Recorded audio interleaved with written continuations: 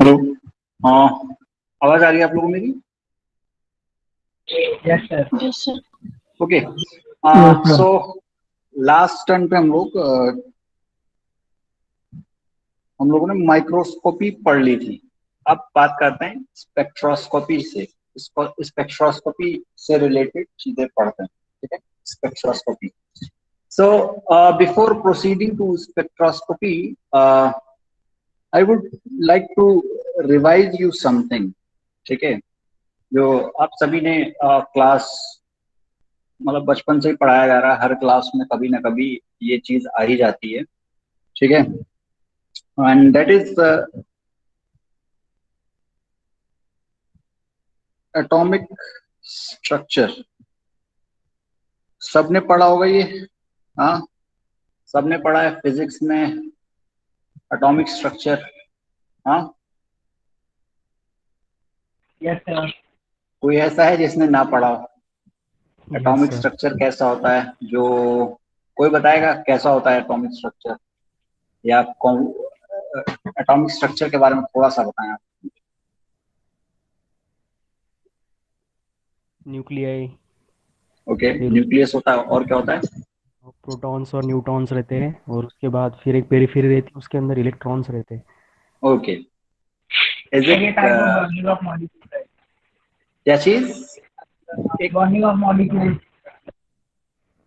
थोड़ा क्लियरली बोलिए, आपकी आवाज क्लियर नहीं है। Zakir, was this Zakir?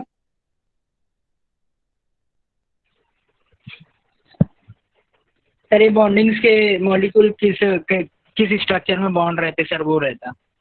हाँ, ठीक।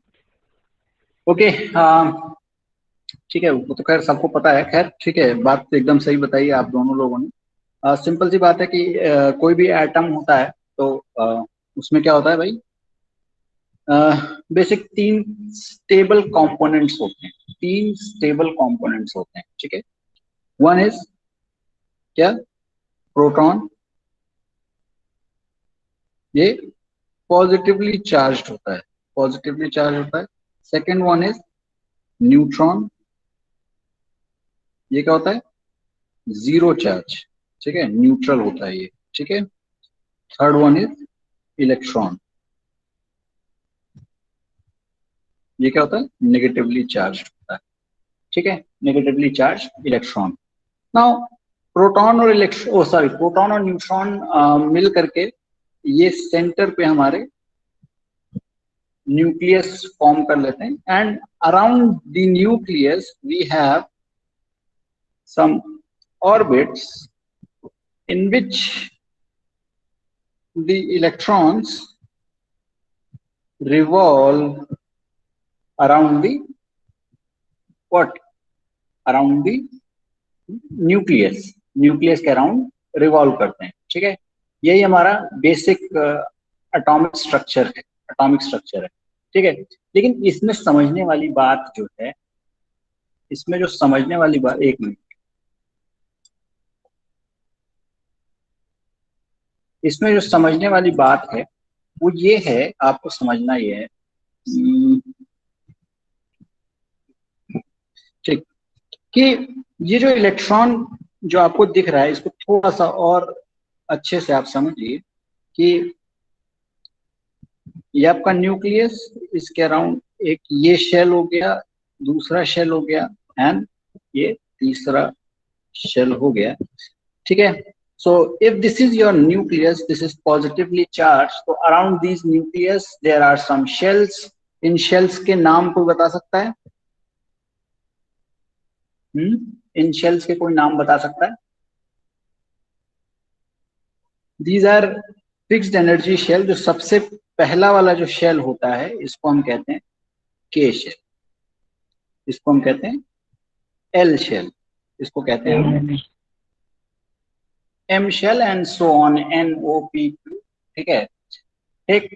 तो जैसे जैसे एटॉमिक नंबर बढ़ता चला जाएगा, वैसे वैसे हमारे ये नंबर ऑफ शेल्स मतलब इलेक्ट्रॉन्स बढ़ते चले जाएंगे, और उसी तरीके से उसमें क्या नाम है आपका, नंबर ऑफ शेल्स भी बढ़ते चले जाएंगे। ठीक है। अब ये जो इलेक्ट्रॉन्स हैं, ठीक है, इनकी जो एनर्जी है, ठीक है ना, वो क्या होती है, फिक्स्ड होती है। ठीक है, हर शेल की एनर्जी फिक्स्ड होती है। मतलब यहाँ पर के शेल में कोई इलेक्ट्रॉन है तो उसकी कुछ फिक्स्ड एनर्जी होगी, एल शेल में कोई इलेक्ट्रॉन है तो उसकी फिक्स्ड एनर्जी होगी, और एम शेल में इलेक्ट्रॉन है तो उसकी कुछ और एनर्जी होगी। ठीक है, ठीक है। तो ये कोई बता सकता है कि इसमें सबसे कम एनर्जी किस शेल की होती है, सबसे कम एनर्जी किस शेल की होती है? सर सबसे कम किसकी, किसकी? के शेल की, ऑब्वियस सी बात है। के की सबसे कम होती है, एल की उससे ज्यादा होती है, और एम की उससे ज्यादा होती है, और एन की उससे भी ज्यादा होती है। ठीक है, तो ऐसे बहुत सारे शेल्स होते हैं। अब यहाँ पर आपको एक चीज ध्यान रखनी है कि जो के शेल का एलिमेंट है, मतलब के जो है लोअर शेल से अगर हायर शेल में कोई इलेक्ट्रॉन जाएगा, लोअर शेल से हायर शेल में इलेक्ट्रॉन जाएगा तो आपको एनर्जी देनी पड़ेगी। You have to give the energy input. ठीक है, एनर्जी देनी पड़ेगी। ठीक है, एनर्जी देनी पड़ेगी। और अगर हायर शेल से अगर इलेक्ट्रॉन आएगा लोअर शेल में, इलेक्ट्रॉन लोअर शेल में आएगा, then energy will be released, energy will be released. ठीक है, energy will be released, energy release होगी। ठीक है, ये बात आ रही है आप लोगों को समझ में कि नहीं आ रही है? ये बात आप लोगों को समझ में आ रही है कि नहीं आ रही है? यस और नो? हाँ, थोड़ा ठीक है। अब इस बेसिस पे एक फिनोमिना आप बताइए जो आप डेली लाइफ में देखते हैं, या हो सकता है बहुत सारे लोग अपने घरों में इस्तेमाल करते हो। इससे रिलेटेड एक फिनोमिना बताइए कि इसका इस्तेमाल कहाँ होता है, इस प्रिंसिपल का, मतलब इस प्रिंसिपल का कहाँ इस्तेमाल होता है, इस चीज का कहाँ इस्तेमाल आपने लोगों ने देखा है, बताइए। हाँ, कोई बता सकता है? सोलर पैनल देखे हैं आप लोगों ने? सोलर पैनल इलेक्ट्रिसिटी कैसे जनरेट करते हैं भाई? हाँ, तो उसमें भी कुछ ऐसा ही होता है क्या कि सोलर रेडिएशन जो होती है उसमें क्या होती है, एनर्जी। ठीक है ना, एनर्जी। ठीक, तो जब एनर्जी देंगे तो ये जो शेल है, यहाँ पे जो इलेक्ट्रॉन्स हैं, ठीक है, हायर शेल्स में, वो एनर्जी एब्जॉर्ब करेंगे और बाहर निकल जाएंगे। कहाँ निकल जाएंगे? बाहर ही निकल जाएंगे। ठीक है, अंदर वाले इलेक्ट्रॉन्स को नहीं निकलते हैं, सोलर रेडिएशन इतनी स्ट्रांग नहीं होती कि वो अंदर वाले इलेक्ट्रॉन्स को निकाल पाए, लेकिन वो आउटर शेल को निकाल देते हैं, आउटर शेल को निकाल देते हैं। ठीक है, आउटर शेल के इलेक्ट्रॉन्स को निकाल देते हैं, और उसी इलेक्ट्रॉन के सर्कुलेशन की वजह से इलेक्ट्रिसिटी जनरेट होती है इन सोलर पैनल्स। ठीक है, तो ये बात तो बेसिक सी चीज है। ठीक है, अब एक चीज यहाँ पर बात समझने वाली चीज क्या है कि हर एटम, ठीक है, हर एटम के लिए, हर शेल के लिए एनर्जी स्पेसिफिक, एनर्जी फिक्स्ड है। फॉर एग्जाम्पल अगर मैं बात करूं, ठीक है,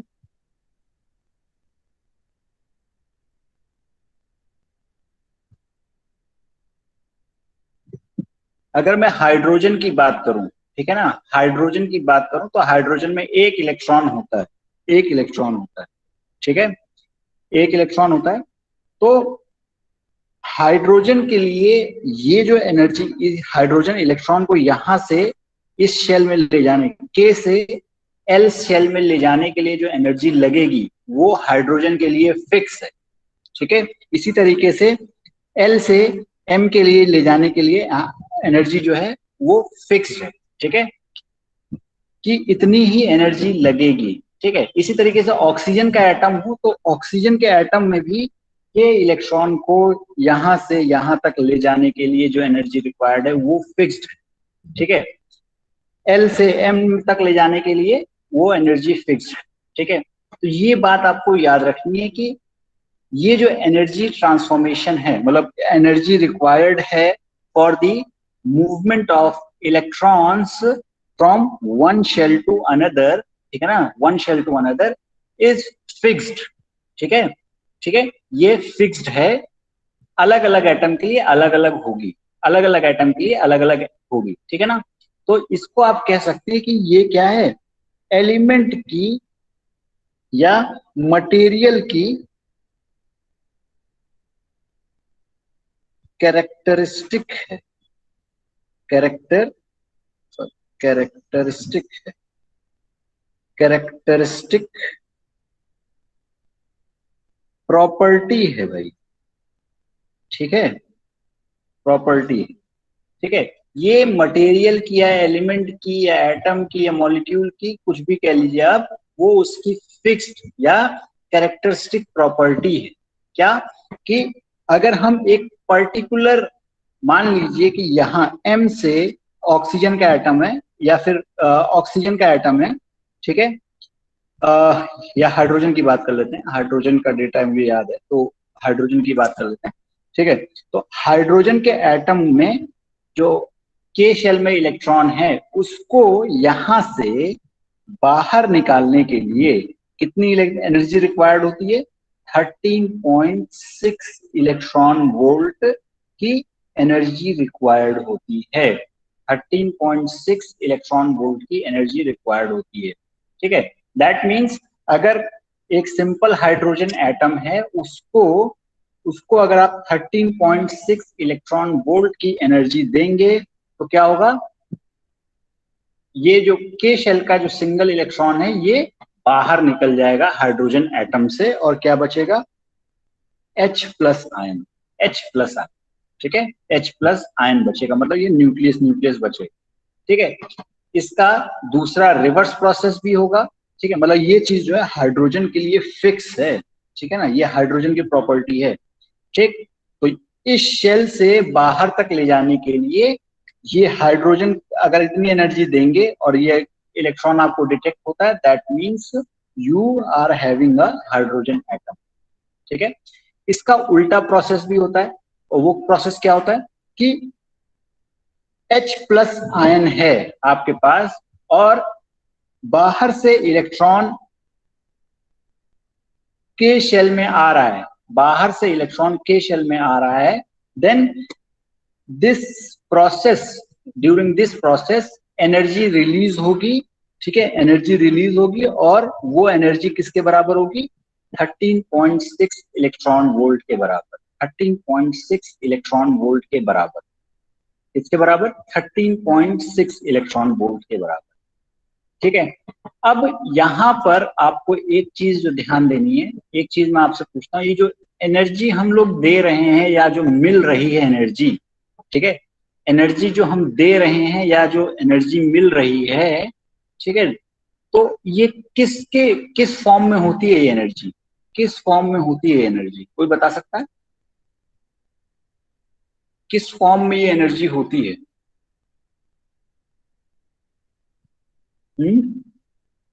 कोई बता सकता है, एनीवन? बताइए। This energy is in the form of electromagnetic radiation, electromagnetic radiation, ठीक है, इलेक्ट्रोमैग्नेटिक रेडिएशन, ठीक है। और आप लोगों ने इलेक्ट्रोमैग्नेटिक स्पेक्ट्रम देखा ही होगा कि क्या, इधर आपकी लॉन्ग रेडियो वेव्स,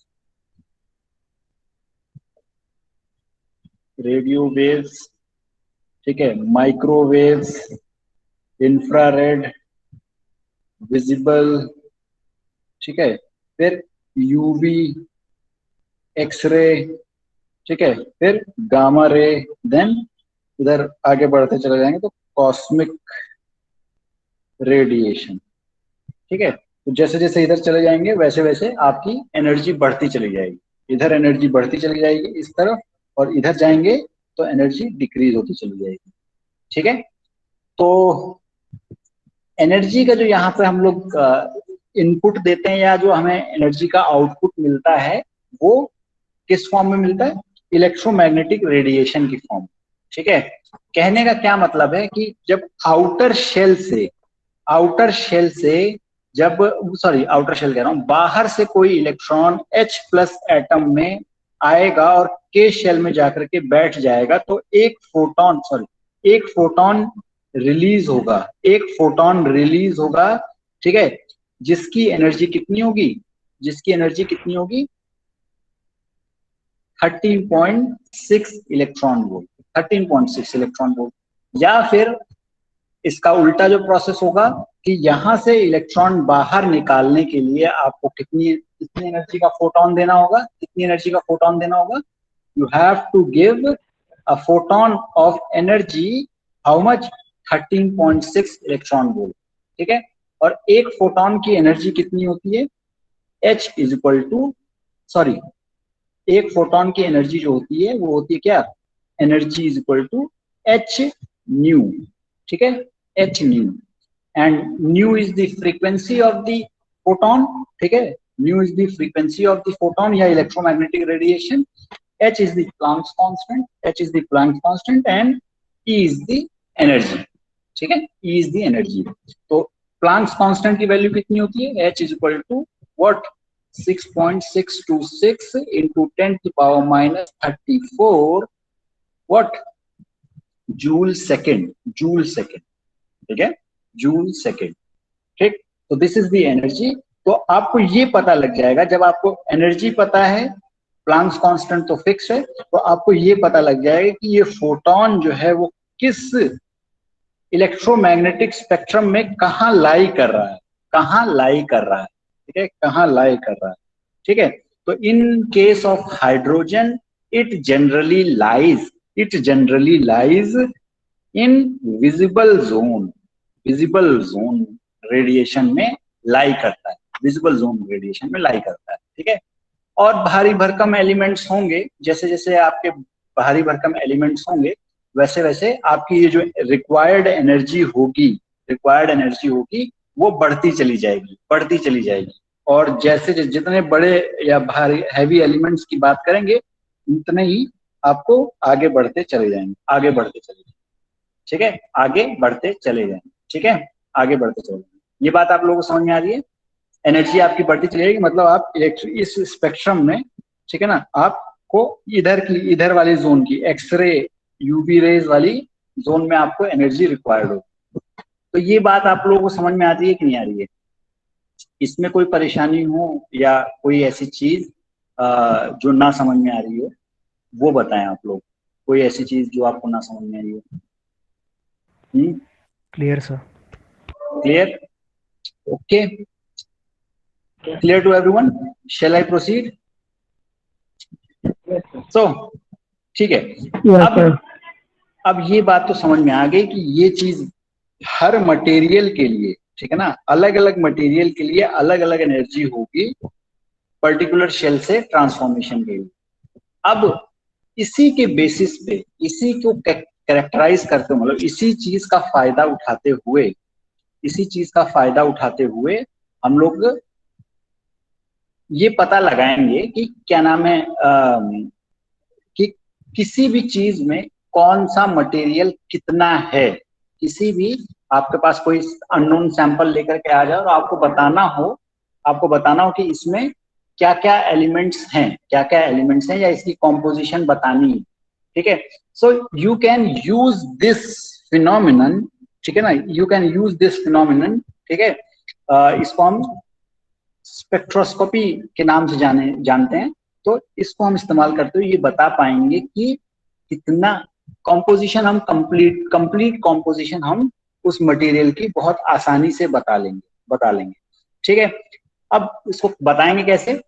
तो ये जो चीज है कि ये जो कैरेक्टरिस्टिक कितनी एनर्जी रिक्वायर्ड होगी किस शेल से किस शेल के लिए जाने में, ठीक है, कौन से शेल से जो इलेक्ट्रॉन का ट्रांसफर या इलेक्ट्रॉन का मूवमेंट, दो पर्टिकुलर शेल के बीच में जो मूवमेंट होगा इलेक्ट्रॉन का, उसके लिए कितनी एनर्जी रिक्वायर्ड है, अलग अलग एलिमेंट्स के लिए ये पूरा का पूरा डेटा जो है एक्सपेरिमेंटली जो है वो क्या किया गया है, टेबुलेट कर लिया गया है।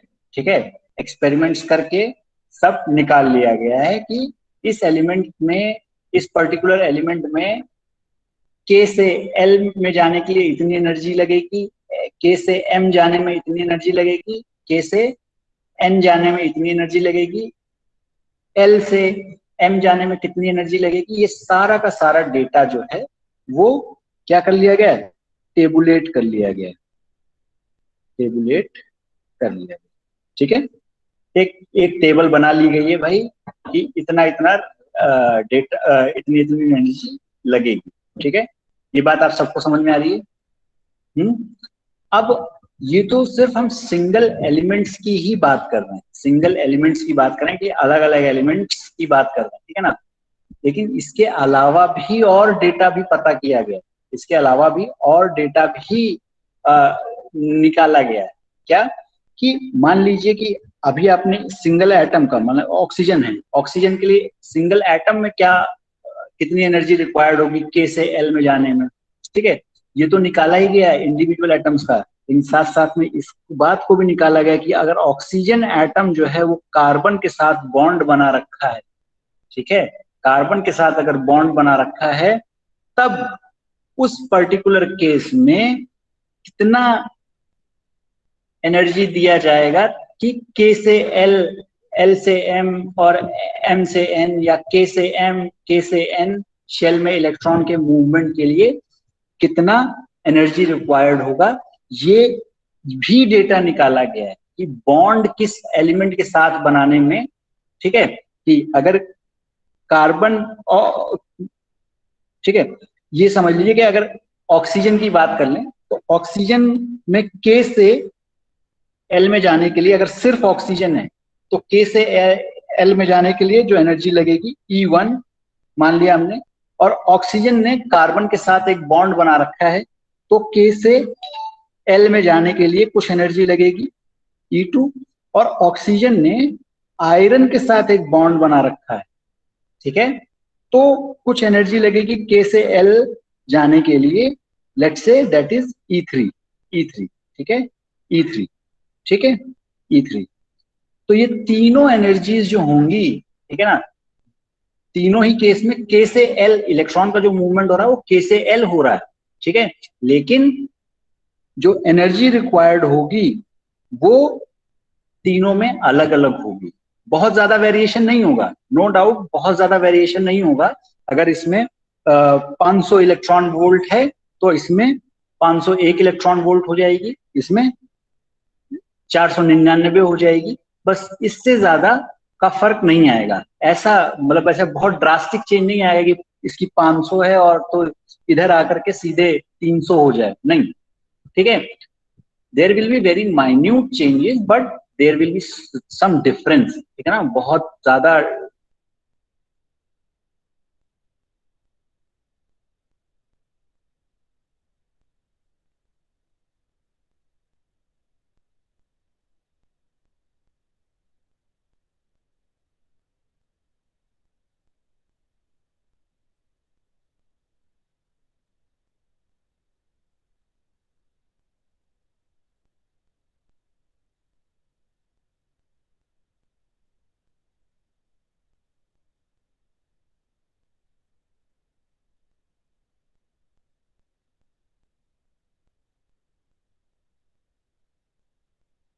सर आपकी हेलो आवाज नहीं। सर, आवाज नहीं आ रही है आपकी।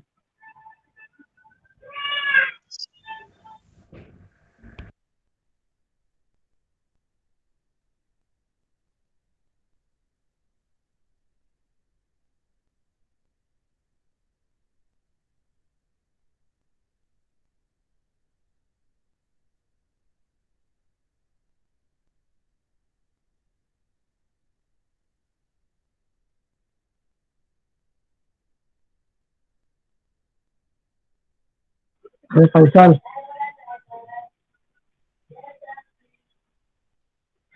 हेलो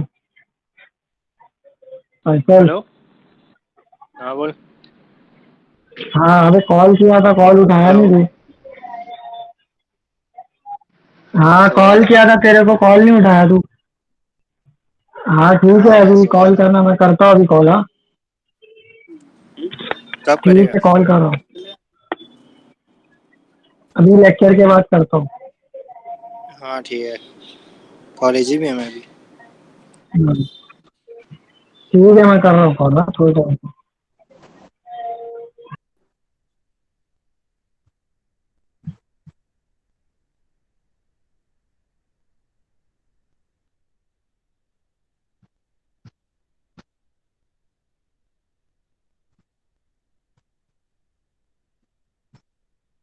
ओके, सॉरी, थोड़ा सा इंटरप्ट हो गया था ड्यू टू पावर कट। तो अब यहाँ पर आपको इतनी बात समझ में आ रही है ना? तो ये जो चीजें हैं जो हम लोग डिस्कस कर रहे थे कि इवन ये डेटा भी बताया गया कि इस डेटा को भी टेबुलेट करके रखा है हमने कि क्या अगर उस एलिमेंट ने किसी दूसरे एलिमेंट के साथ बॉन्ड बना रखा है, if this element has made a bond with some other element, ठीक है ना, तब electron movement from different shell से मूवमेंट में इलेक्ट्रॉन को कितनी एनर्जी रिक्वायर्ड होगी या कितनी एनर्जी मिलेगी, ये सारा डेटा हमारे पास टेबुलेटेड है पहले से already. The experiments have been done and these datas has been tabulated. Yes, is यार दैट? ब्रेक हो रही है और कुछ समझ नहीं आ रहा। आवाज ब्रेक हो रही है? हाँ, एक मिनट।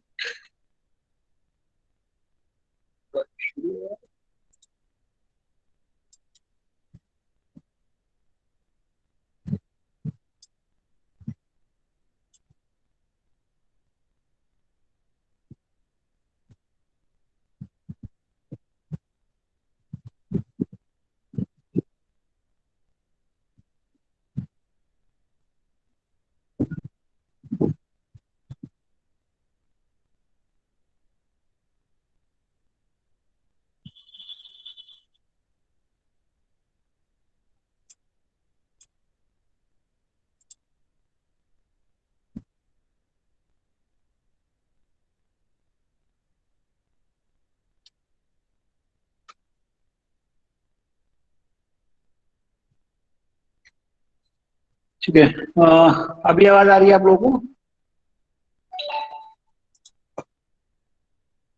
हेलो? Yes sir. ठीक है, तो ये बताइए कहाँ से चीजें समझ में नहीं आई हैं? बताएंगे कहाँ से ड्रॉप हुआ है? सर ये टेबुलेट जहाँ से बता रहे थे। ठीक है, तो ये सारा डेटा इंडिविजुअल एटम के लिए, अलग अलग एटम के लिए, अकेले अकेले एटम के लिए तो कैलकुलेटेड है ही, साथ साथ में आ, अगर एटम का दूसरे एटम्स के साथ बॉन्ड बनने के बाद क्या इफेक्ट आएगा, इस डेटा को भी टेबुलेट करके रखा है हमने। इस डेटा को भी टेबुलेट करके रखा है। ठीक है, ये बात आ रही है समझ में? तो ये जो बात है कि कितनी एनर्जी रिक्वायर्ड होगी या फिर कितनी एनर्जी रिलीज होगी, ये जो है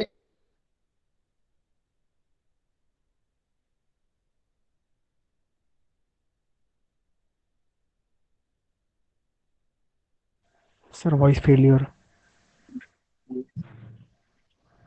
लैग कर रहा है ना? लैग तो नहीं कर रहा है। ठीक है, तो ये मटेरियल की कैरेक्टरिस्टिक प्रॉपर्टी है। ठीक, तो इसका अब हम लोग फायदा उठाएंगे। ठीक है, कि कोई सैंपल हमारे पास आया अननोन और उसमें क्या क्या एलिमेंट्स हैं या उसकी कॉम्पोजिशन बतानी है, तो हम इसका इस्तेमाल कैसे करेंगे। ठीक है, so one of the methods is क्या है भाई?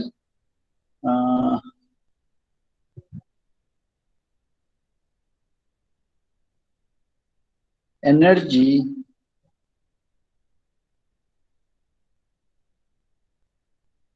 Version X-ray spectroscopy. Spectroscopy,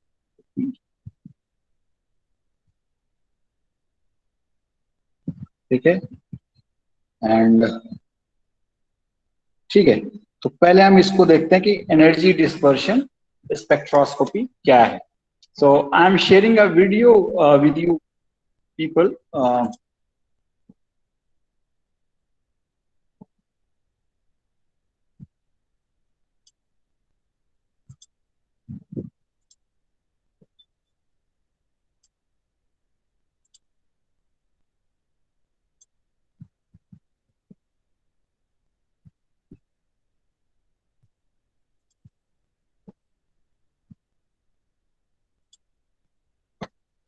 The one thing I'm telling other managers Okay, right sorry. now is to try Monday.com. Monday.com is a platform. Hello, my name is Emily Kroll, and today I will be giving a brief introduction to energy dispersive X-ray spectroscopy. In simplest terms, energy dispersive X-ray spectroscopy, or EDS, is conducted by exciting the sample by shooting it with a focused electron beam. This excitation causes the emission of X-rays from the sample. These individual X-rays are picked up by an X-ray detector and converted into variable electrical voltages. Signals produced in this manner act like a fingerprint for element, and allows for elemental analysis to be conducted in samples. Electrons for the electron beam can be generated in a number of ways. One method is using a sir cold समझ में नहीं आ रहा है, electron beam. Repeat कीजिए sir This video. uses a strong electric field Okay. known as an extraction voltage. एक sir वो minute wait करें। Previous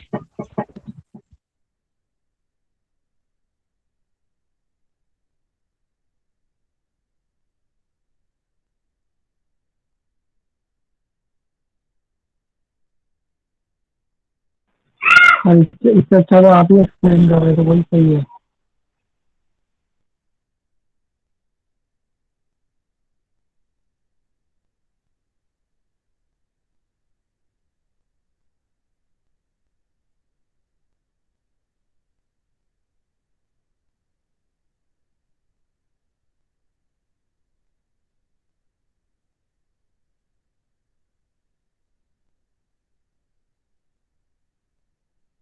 To extract क्या इशू आ रहा है? आवाज नहीं समझ में आ रही है, लैंग्वेज समझ में नहीं आ रही है आप लोगों को? सर आवाज बहुत धीमी आ रही है सर, और पहली स्लाइड एक बार बताइए सर। Okay. ठीक है, सी लिसन, इसमें कुछ नहीं है, जो अभी मैंने डिस्कस किया है बस उसी को एक ऑर्गेनाइज्ड वे में ये इसको बताने की कोशिश की जा रही है। तो सबसे पहला काम जो इन्होंने बताया है वो यही है कि अगर हम जो है इलेक्ट्रॉन्स की बात करें, ठीक है ना, जैसे नहीं है,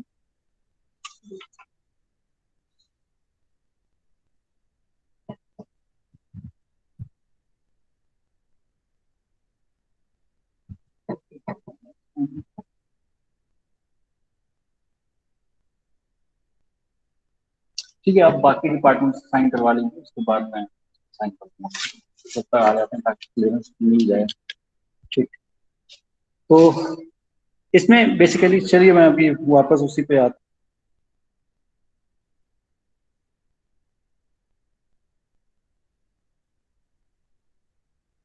यार क्या चल रहा है, कुछ नहीं समझ रहा है।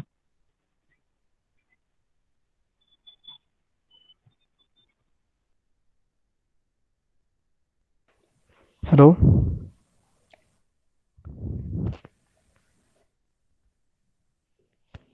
Hello sir. Yes yes, I am listening. अच्छा यस सर, तो ये जो कंप्यूटर लगा रहता है वहाँ पे कंट्रोलिंग के लिए, तो वो जो आपने अभी बताया कि एनर्जी के ऊपर से वो डिटेक्ट करता है कितने परसेंटेज में कितने अमाउंट ऑफ एलिमेंट्स प्रेजेंट है उसके अंदर। ठीक है, देखिए अभी मैं बताता हूँ। ठीक है, अब इस मेथड की बात कर लेते हैं, ठीक है ना। जैसे एनर्जी डिस्पर्सिव एक्सरे स्पेक्ट्रोस्कोपी में क्या होता है कि अब यही फिनोमेना आप याद रखिएगा, ठीक है। ये फिनोमेना अगर आपको क्लियर है कि ये बात आपको याद रखनी है कि इलेक्ट्रॉन एक शेल से दूसरे शेल पे मूव करेगा, देन डेफिनेटली ये क्या होगा कि इसमें एक fixed amount of energy release होगी और वो हर मटेरियल के लिए अलग अलग होगी, हर मटेरियल के लिए अलग अलग होगी, हर एलिमेंट के लिए अलग अलग होगी। ये बात आपको ध्यान रखनी है, ठीक है, ये बात आपको ध्यान रखनी है। सो नाउ कमिंग टू ये एनर्जी डिस्पर्शन एक्सरे स्पेक्ट्रोस्कोपी में, सॉरी डिस्पर्सिव स्पेक्ट्रोस्कोपी में क्या होता है, वो ये होता ये है कि कुछ नहीं, बस ये यहाँ पर भी सारा काम वही है, ठीक है। ये आपका न्यूक्लियस है, ये आपका एटम है, ठीक है। तो यहाँ पर जो एनर्जी जो दी जा रही है, यहाँ पर एनर्जी देने का काम, ठीक है ना, यहाँ पर एनर्जी दी जाएगी and that energy is given by electron beam, ठीक है ना। तो एनर्जी देने का काम, जो एनर्जी सोर्स होगा हमारा यहाँ पर, वो क्या होगा, एनर्जी सोर्स जो है वो इलेक्ट्रॉन बीम होगी, ठीक है। तो व्हाट वी डू कि जैसे हम लोगों ने पहले पढ़ा SEM TEM में इलेक्ट्रॉन बीम कैसे जनरेट करते हैं, सेम तरीके से हम यहाँ पर इलेक्ट्रॉन बीम जनरेट करेंगे and we will bombard that electron beam onto the sample, ठीक है ना। जो हमारा पास सैंपल होगा उस पे हम इसकी बॉम्बार्डमेंट कराएंगे, ठीक है ना, उस पे हम लोग कॉल कराएंगे इलेक्ट्रॉन बीम। तो जब इस पे इलेक्ट्रॉन बीम गिरेगी तो ऑब्वियस सी बात है क्या होगा, यहाँ पर इलेक्ट्रॉन्स हैं, ठीक है, यहाँ पर भी एटम्स के अंदर इलेक्ट्रॉन्स हैं, ठीक है।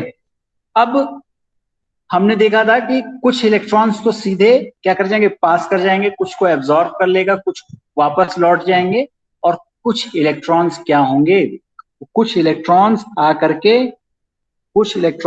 करके इस एटम के इलेक्ट्रॉन से इस एटम के इलेक्ट्रॉन से टकराएंगे, इन एटम्स के इलेक्ट्रॉन से टकराएंगे, ठीक है, इन एटम्स के इलेक्ट्रॉन से टकराएंगे, ठीक है। रेड वाला जो पॉइंट है ये दिखा रहा है कि जो हम बॉम्बार्ड करा रहे हैं एनर्जी सोर्स से, they will collide with these electrons, ठीक है ना, एटम सैंपल के इलेक्ट्रॉन से कोइंसाइड करेंगे and what will they do is they will knock them off, ये इतनी तेजी से टकराएंगे कि इनको यहां से बाहर खींच के भगा देंगे।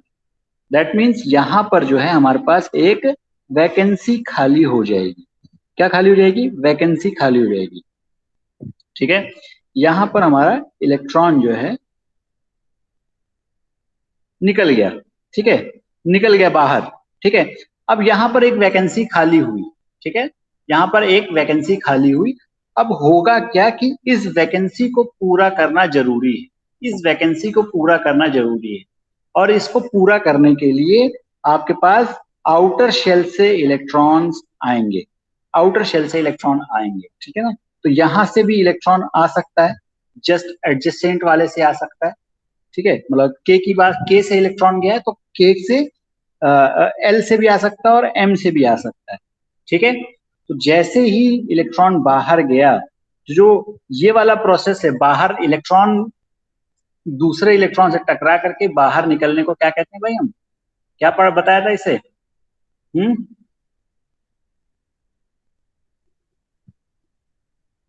कौन सा फिनोमेना था,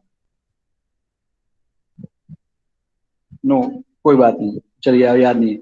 तो जब ये इलेक्ट्रॉन आपका यहां से वैकेंट पोजीशन पे जाएगा तो ऑब्वियस सी बात है इसमें क्या होगा, एक एनर्जी रिलीज होगी, एनर्जी रिलीज होगी, एनर्जी रिलीज होगी, एनर्जी विल रिलीज, ठीक है। एनर्जी जो रिलीज होगी वो किसके फॉर्म में होगी, इलेक्ट्रोमैग्नेटिक रेडिएशन के फॉर्म में।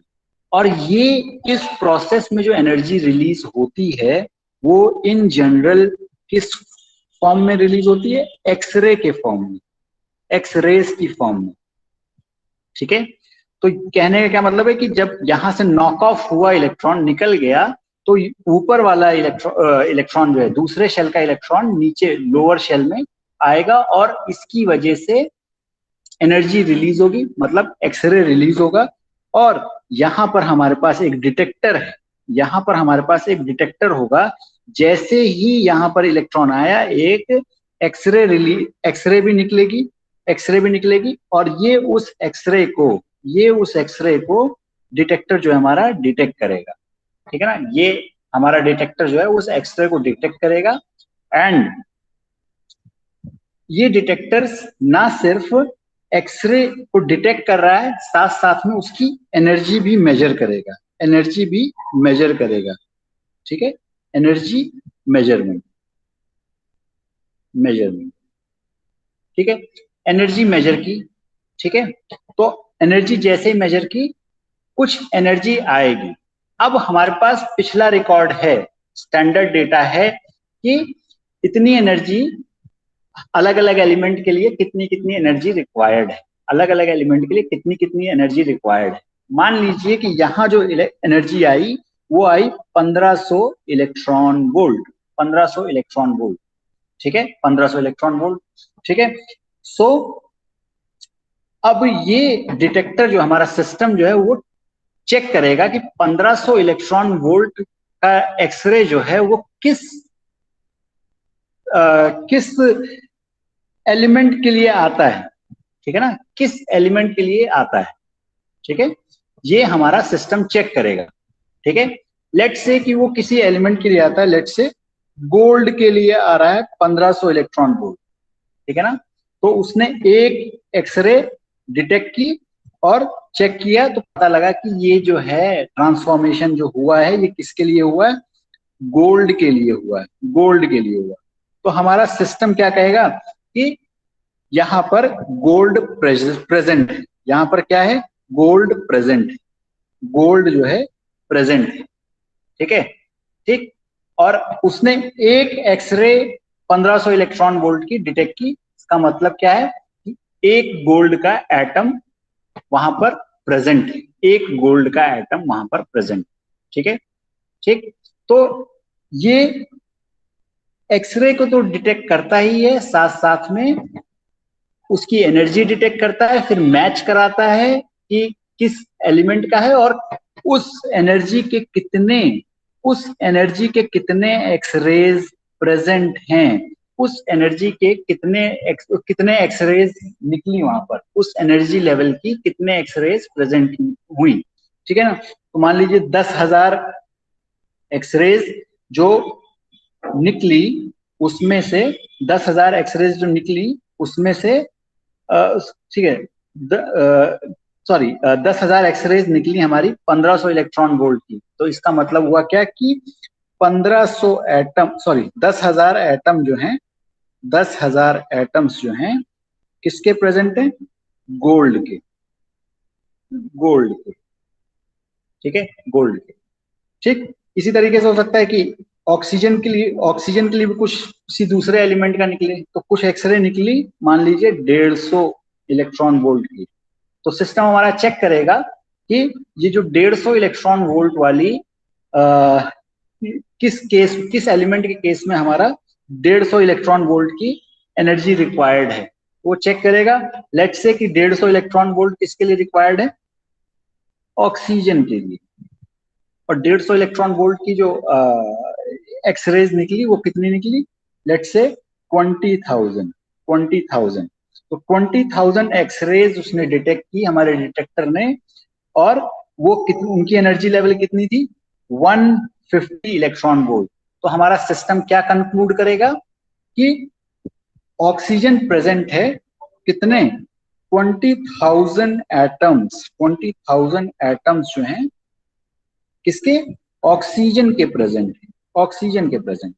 ठीक है, इसी तरीके से वो हर एलिमेंट के बारे में अलग अलग एनर्जी लेवल की एक्सरेज को डिटेक्ट करेगा, वो अलग अलग एनर्जी लेवल की एक्सरेज को डिटेक्ट करेगा और उनको काउंट करेगा कि कितने नंबर में, और उसको मैच करा करके ये बताएगा कि ये एलिमेंट इतने नंबर में प्रेजेंट है। ठीक है ना, एंड इट विल प्लॉट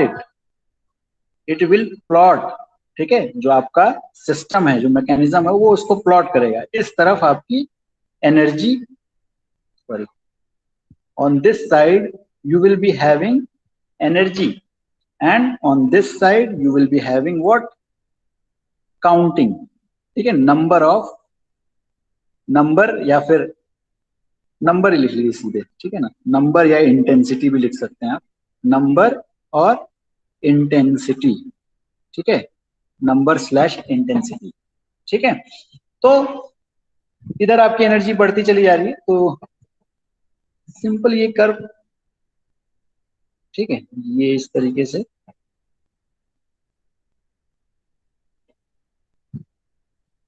ठीक।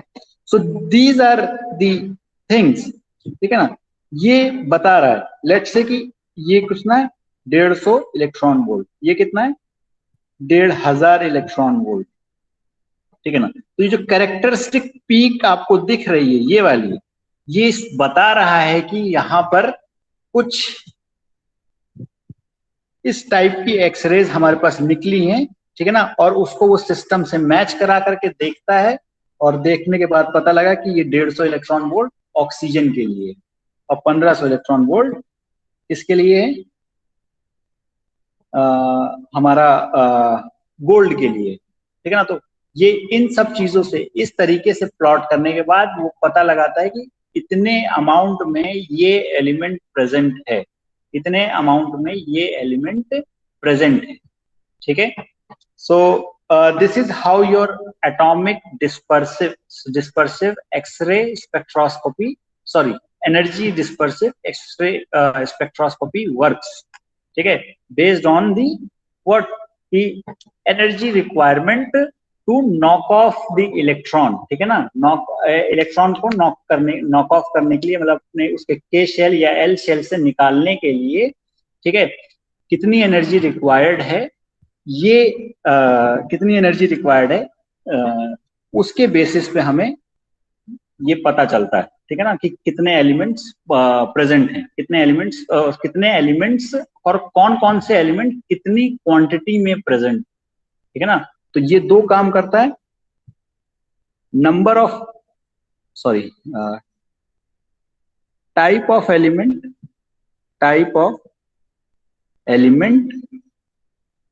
प्लस नंबर ऑफ एलिमेंट्स, ठीक है, नंबर ऑफ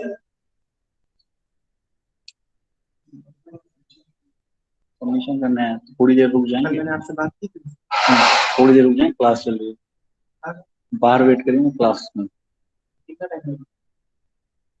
वेट करेंगे क्लास 10-15 मिनट, ठीक है। सो इन दैट वीडियो जो मैं आपको वीडियो दिखा रहा था वो बेसिकली वो इसी बात को एक्सप्लेन किया गया इन अ वेरी ऑर्गेनाइज्ड मैनर। सो इसमें आपको कोई ऐसी चीज जो ना समझ में आई हो तो you can ask, I can repeat that step और दैट थिंग, बताएं भाई। Aqib Shaikh, Mohammad Sadiq, Faizan, Vivek, Rukhsar and Zakir, clear sir. Clear है? Yes sir. थोड़ा थोड़ा ओके, ठीक है, आज हम लोग क्लास को यहीं एंड करते हैं and I will try to clear it to you on the next turn, ठीक है। नेक्स्ट टर्न पे हम लोग नेक्स्ट क्लास में इसको और ज्यादा अच्छे से क्लियर करने की कोशिश करेंगे, ठीक है। सर जो आप वीडियो बता रहे थे उसकी लिंक शेयर कर दीजिए। Okay, for sure I will definitely share that link, yes. Okay, thank you sir. Hello. हाँ यस, बताइए सर, वो जो असाइनमेंट दिए ना आप एमपी का, हाँ तो सर उसको अपलोड कर सकते हो उससे? हाँ ग्रुप में मैंने अभी लिंक जनरेट ही नहीं की है कि जिससे आप लोग अपलोड कर पाए।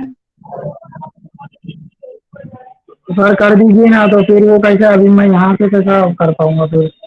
ठीक है आई विल, ठीक है, ओके। ठीक है सर। Anything else?